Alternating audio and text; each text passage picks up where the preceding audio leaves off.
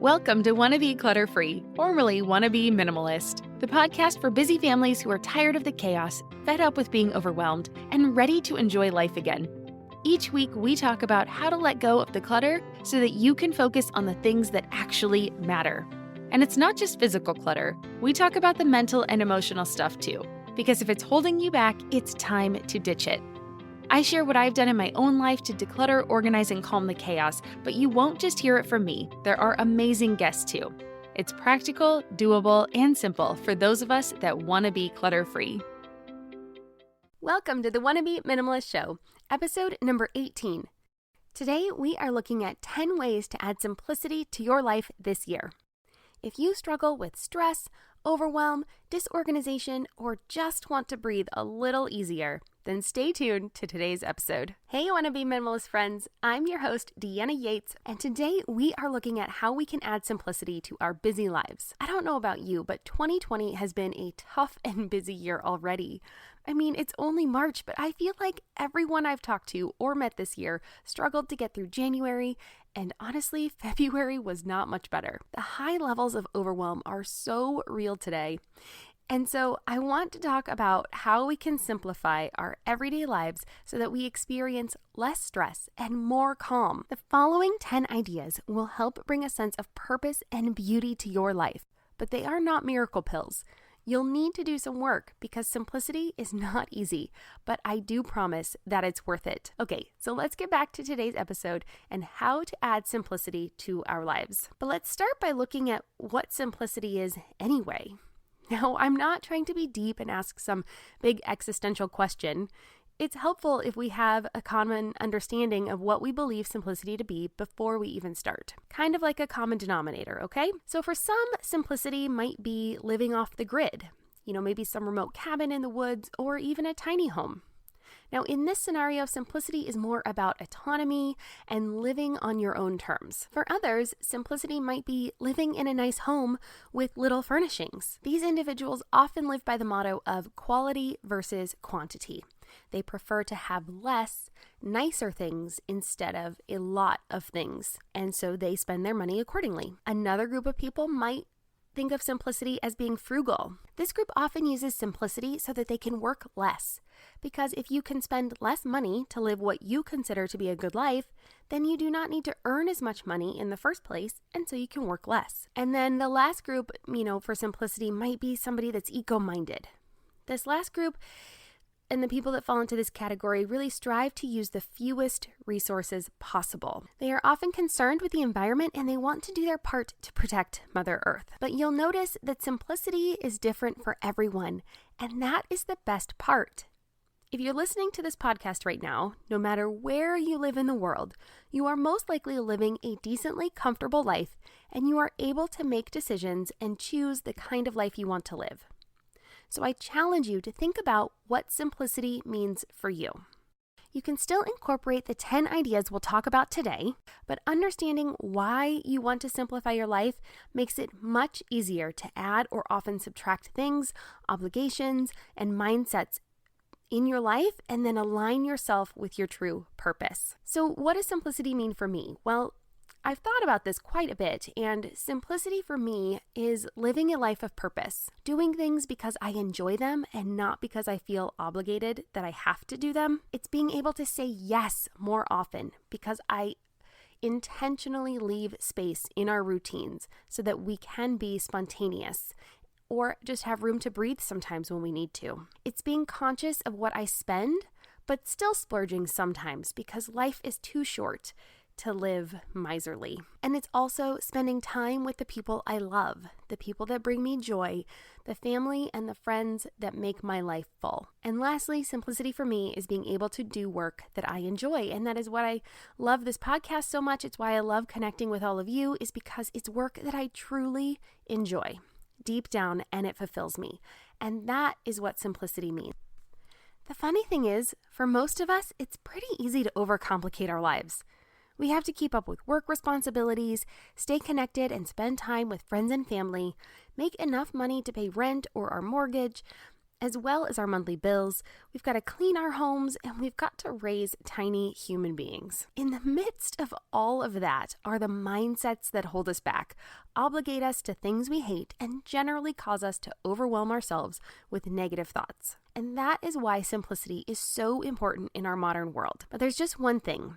Simple does not mean the same thing as easy. It's easy to just say yes to someone else instead of having to have a tough conversation. It's easiest to sometimes just bury your head in the sand and not face an issue. It's easier sometimes to keep on the same path and not rock the boat. But that will not serve you, my friend. Now, that's not to say that you should be a self-centered jerk who only thinks of themselves. We need to remember to approach our lives with grace.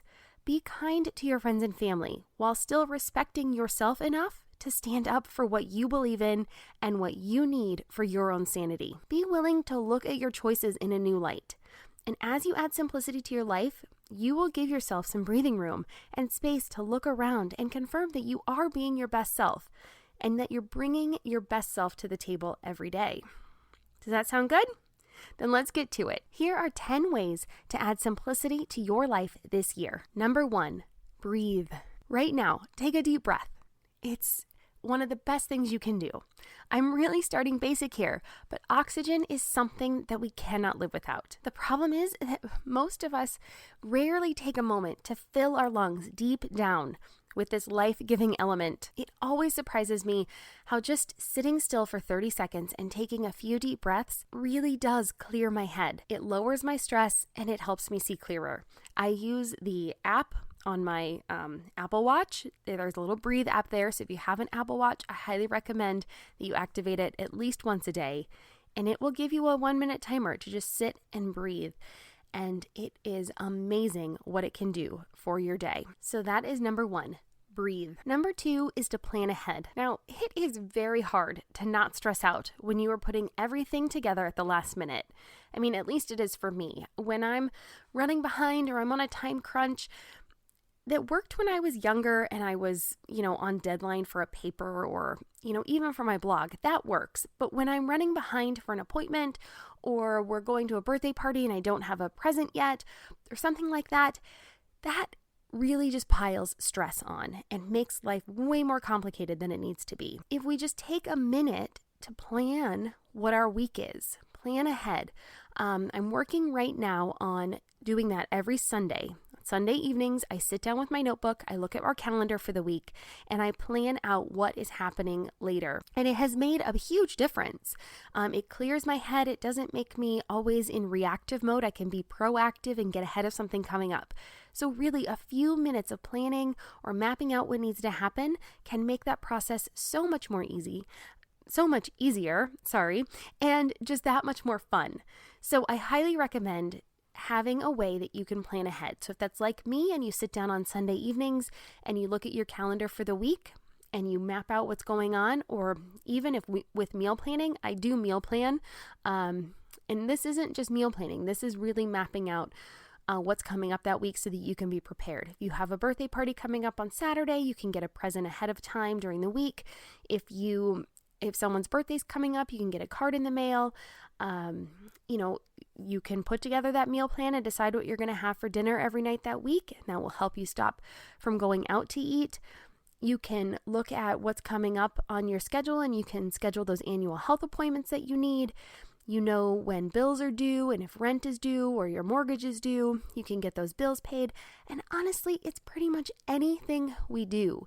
By taking just 5 to 10 minutes on Sunday evening and looking at your week, it will make your week run so much smoother. So that's tip number 2, is to plan ahead. Tip number 3 is to be present. Now you can also look at this as getting rid of multitasking.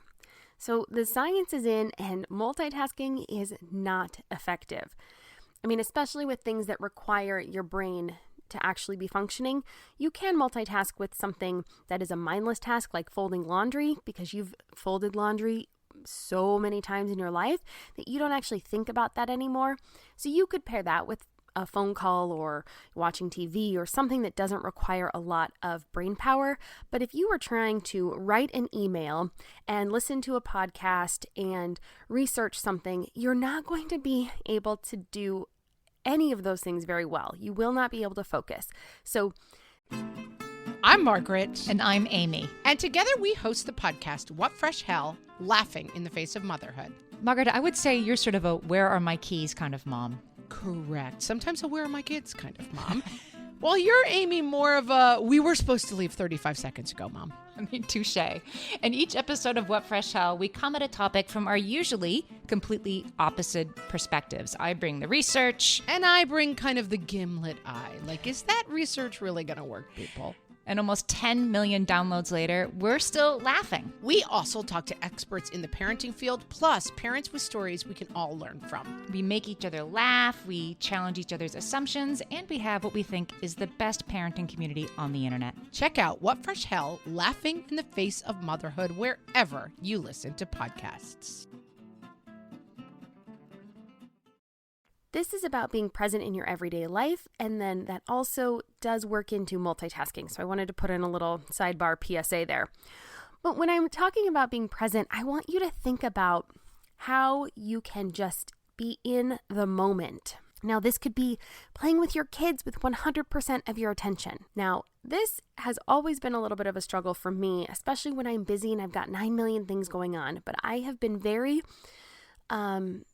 I've been trying very hard to put my phone in a different room, or to turn it on Do Not Disturb, or to put it away when I am playing with my daughter, especially when we're playing something that requires imagination. It's so much easier to be more creative and imaginative when I am 100% there with her. So you also want to focus on one thing at a time, whether that is playing with your kids, cooking dinner, or focusing on a task at work. When you're thinking about one thing at a time, you can give it all of your focus, and you can just, it's so much more enjoyable for you, and the results are better. So I highly recommend just focusing one thing at a time. Something I'm working on is closing my million browser tabs. I am that person that I used to be that person. When you would look at my computer, I would have 50 tabs open at the top.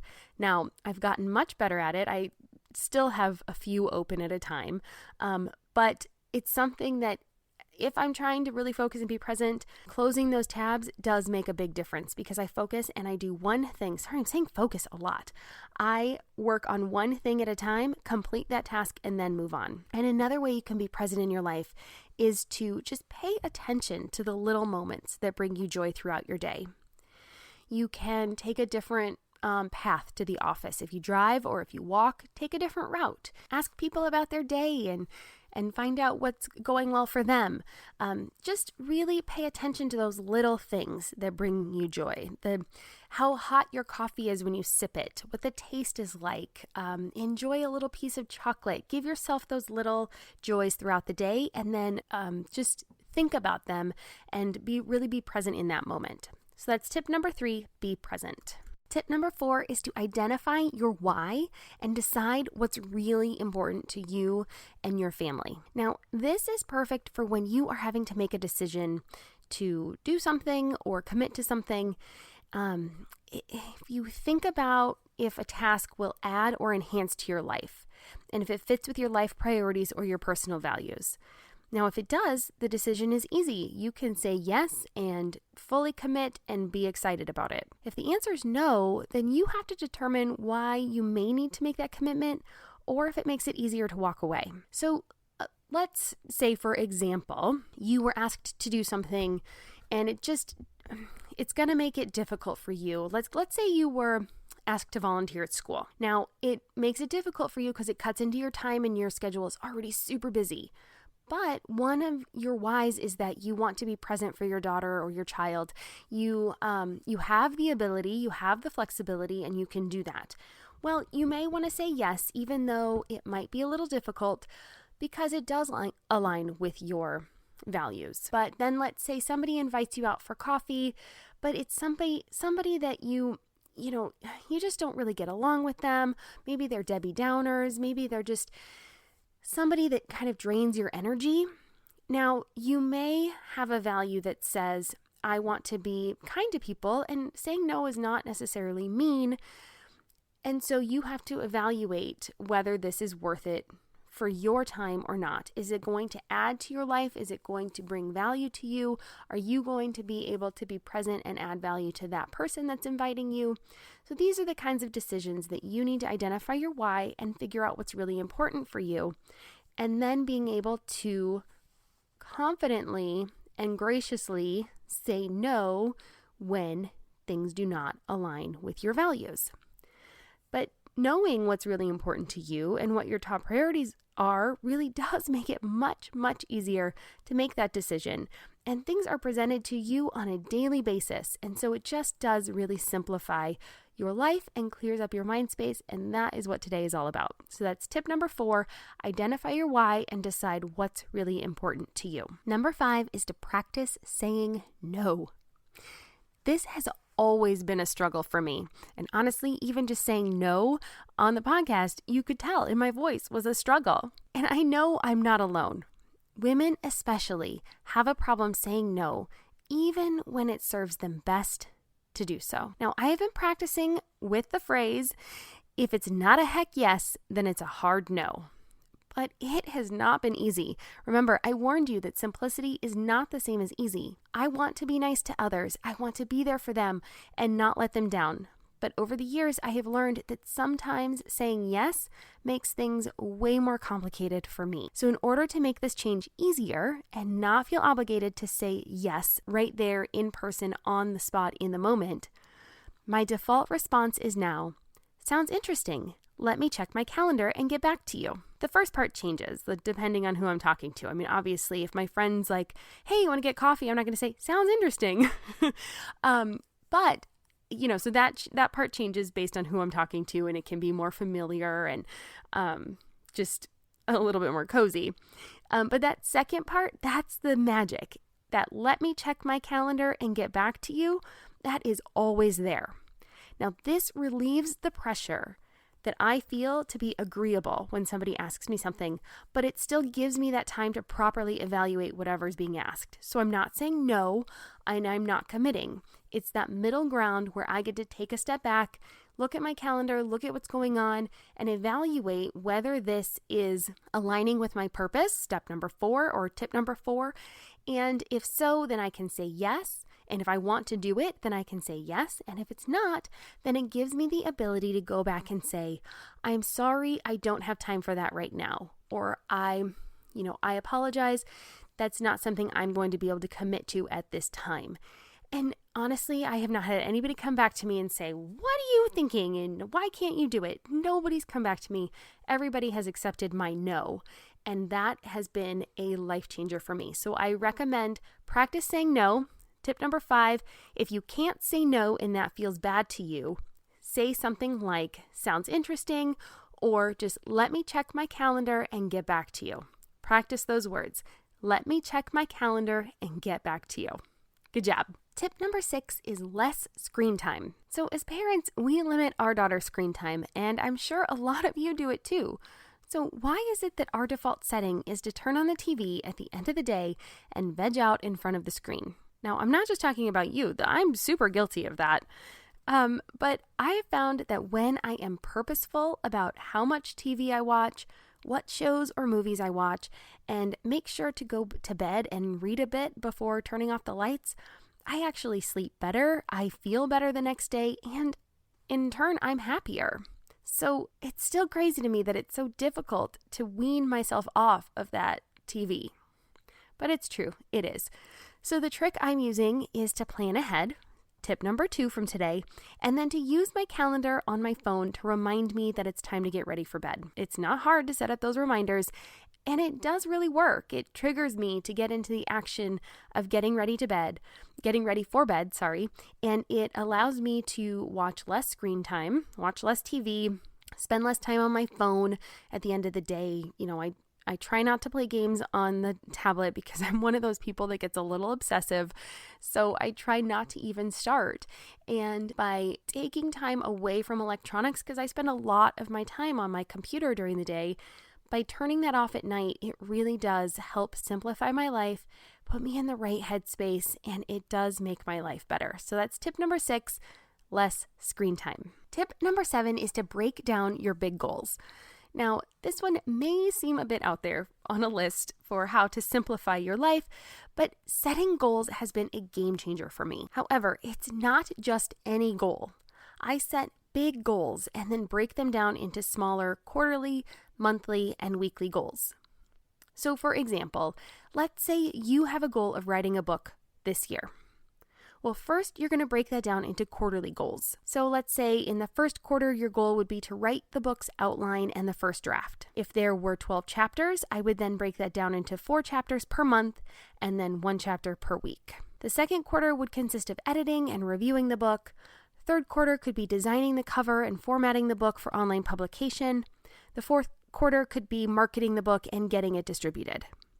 Now, you'd break each of those second, third, and fourth quarterly goals down into monthly and weekly goals, and by the end of the year, you would have taken this big pipe dream of writing a book, you break it down into action steps, and it's really gotten done. Now, breaking down larger goals into manageable chunks has really made it much easier for me to achieve things that I've been meaning to do for a long, long time, but they just seemed too big and too hard when you had that big goal at the top, right? This simplifies your life because you are able to get these ideas out of your head, turn them into those action items, which creates a positive loop. It's cleaning the space out of your head, and it's making you feel better about yourself. See? Simplicity. So that's tip number 7, break down your big goals. Tip number 8 is try a capsule wardrobe. I could talk about the benefits of a capsule wardrobe forever, and in fact, I discussed how to create one in episode 15, so I'll make sure to leave a link for that in the show notes, so you can check that out too if you want. But this is probably one of the quickest ways to add simplicity to your life, as you will feel the impact every single morning. Now, the key to an awesome capsule wardrobe with tons of options is to make sure, 1, you love all the items in your closet. If you don't love it, and you don't feel great in it, you must get rid of it. And 2, everything in your wardrobe needs to mix and match with at least 2 other pieces in your wardrobe. Once you have a wardrobe that you feel comfortable with, getting dressed in the morning is a breeze. And it may feel limiting at first, but I promise that people are not noticing that you have reduced how many things you own and wear. They only notice if you wear the same shirt every day. Okay? I've had that experience where people have pointed that out to me because they know I'm into capsule wardrobes, and they've pointed out that other people are wearing the same shirt every day. And we've come to the thing that, well, that's probably just their wardrobe. They probably do own more than just one of that shirt. But honestly, it doesn't make people think any less of them. So if you're really concerned with it, just make sure you're wearing different clothes or different shirts in different colors and patterns and not the exact same wardrobe every day. But if you don't care, wear the same wardrobe every day. It makes life much easier. I also want to point out that you probably have already been practicing with a capsule wardrobe without even realizing it. Think about the last time you went on vacation. You were limited by your suitcase, weren't you? And how did it feel to get ready every day? Probably pretty great, and it was probably pretty easy. So creating a capsule wardrobe is just like going on vacation. Okay, maybe not quite, but you get the idea, right? So that's tip number 8, try a capsule wardrobe. Tip number 9 is to create food stations. So what is that? Well, for all of you moms out there with school-age children, the number 1 food station you need is a lunch station. Just this morning, I forgot to make my daughter's lunch because I had to iron something, which is completely out of my normal routine. And so I didn't remember until we were grabbing her backpack to head out the door. Well, thankfully for me, I have a lunch station set up, so I was able to quickly gather all of the items in a minute or 2, and we were not late to school. So how do I set up our lunch station? Well, first I put her lunchbox on top of the refrigerator, and then so that's step number 1. I'll pull that down first. And then I have her ice pack and her frozen yogurt tubes. I put them right next to each other in the freezer. So that's what I do first. I grab the lunchbox off, I put in the ice pack and then the frozen yogurt tube. Second are the refrigerated stuff. And so Right now, she's into Lunchables. There are some other kids that she has lunch with that are into these. So a few days a week, she'll take those. Today, I popped one of those in because we were running late. Other days, I'll make a Lunchable type lunch anyway in a compartmentalized lunchbox, plastic lunchbox system. And so it'll have meat, cheese, a Hawaiian roll, fruit, and a treat. Now, all of those items are stored together in my refrigerator. So it's easy for me to grab those things and put them in her container. Some people will make their meals for the whole week.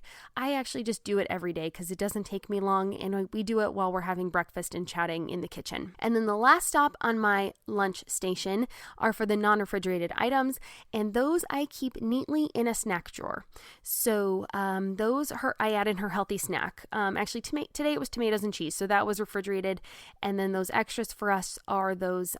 Today she had a fig bar and applesauce.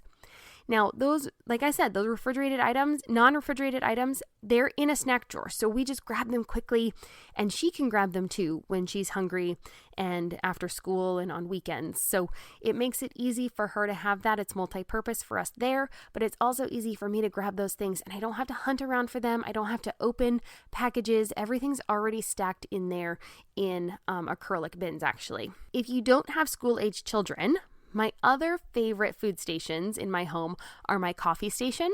So making my coffee is really easy because all of the things I need are close together. And another thing we have are then the snack drawer for our whole family. So I have one drawer for my daughter's snacks, and then I have one drawer for my husband's. And so ours are filled with like granola bars, nuts, crackers, popcorn, things like that. Things that we can just grab quickly when we're also heading out the door. Maybe we're going for a hike or something, we want to grab a bar, or, we know we're not going to be able to get a good lunch, so we'll just grab something on our way out the door. And it makes it so much easier for all of us. So the idea here really is to put like things together and in the same place so that everyone knows where things are and that they can get them quickly. So for me, that is tip number 9, to create food stations. And our final tip today, tip number 10 for how to add simplicity in your life in 2020, is to unsubscribe from emails.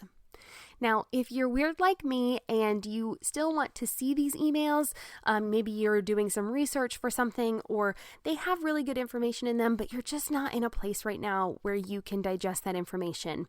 You can set up filters and filter those to skip your inbox and go into a folder that you have set up for them. I have a ton of these, and it really is helpful because there's a certain day where I can go back in, and sometimes on like a Sunday morning when I have a few extra minutes, I will go back and read some of these emails from people in their newsletters and things like that, and get the information that I need, but it's on my terms.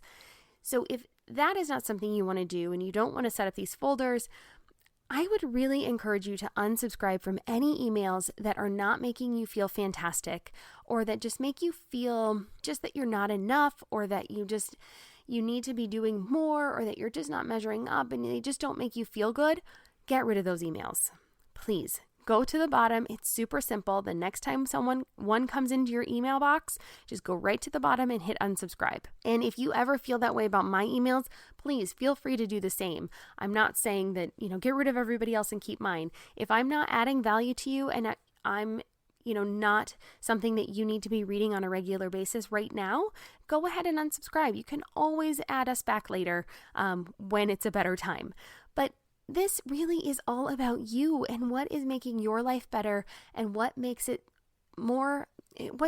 makes life simpler for you. And often we say yes to these emails because we want something that somebody's offering us, and then we just never get rid of them. We never kick them out of our inbox. And your inbox is a precious place for you. And so many of us check our emails and we're just kind of trained to want to know what's in there. So just let it go and you will not miss it. Trust me. I went on a kick in January, and a lot of people do.